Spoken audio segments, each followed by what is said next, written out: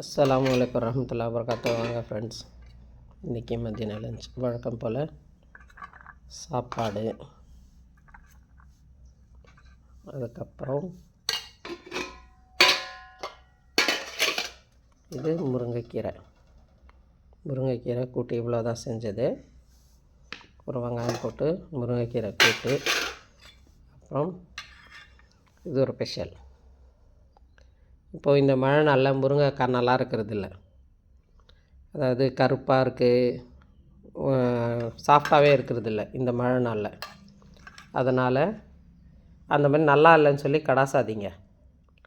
அதேமாரி அதிகமாக காய் இருந்தால் கூட கடாச வேண்டாம்.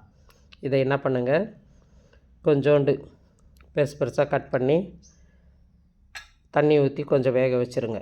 வேக வச்சு அந்த சதைப்பத்து மட்டும் நம்ம ஸ்பூன் வச்சு நம்ம எடுத்தோம்னா வந்துடும். நம்ம வெங்காயம் தக்காளியெல்லாம் எப்படி தக்காளி தொக்கு வைக்கிறோமோ அதேமாரி தான் வச்சுருங்க. நான் தொட்டுக்க ஒரு முட்டை வச்சு வச்சுருக்கேன் கூட. இதை டிஃபனுக்கு சப்பாத்திக்கெல்லாம் சாப்பிட்றதா இருந்தால் இதேமாரி செஞ்சுட்டு இதில் முட்டையை உடச்சி ஊற்றிடுங்க. உடச்சி ஊற்றி கிளறினாக்கா சப்பாத்திக்கு செம்ம சூப்பராக இருக்கும். இது சாதத்துக்கு இந்த மாதிரி சாப்பிட்லாம். அதாவது சாப்பாடு இந்த முருங்கைக்காயெல்லாம் சாப்பிடாத பசங்களுக்கு இதேமாரி செஞ்சு சாதத்தில் கிளறி முருங்கைக்காய் தொக்கு, இதேமாரி தக்காளி வெங்காயம்லாம் போட்டு தொக்கு செஞ்சு சாதத்தில் கிளறி கொடுத்துருங்க. அது தெரியாது. நல்லா நம்ம அந்த சதைப்புத்து மட்டும் எடுத்து நல்லா கொஞ்சம் நசுக்கி விட்டுட்டோம்னாக்கா மைஞ்சிரும். இப்போ வெங்காயம் தக்காளி தாளித்து அதில் போட்டு கிளறி சாதம் போட்டு கிளறி கொடுத்துருங்க பசங்களுக்கு. சூப்பராக இருக்கும். நானே இது ஃபஸ்ட் டைம் தான் செஞ்சுருக்கேன்.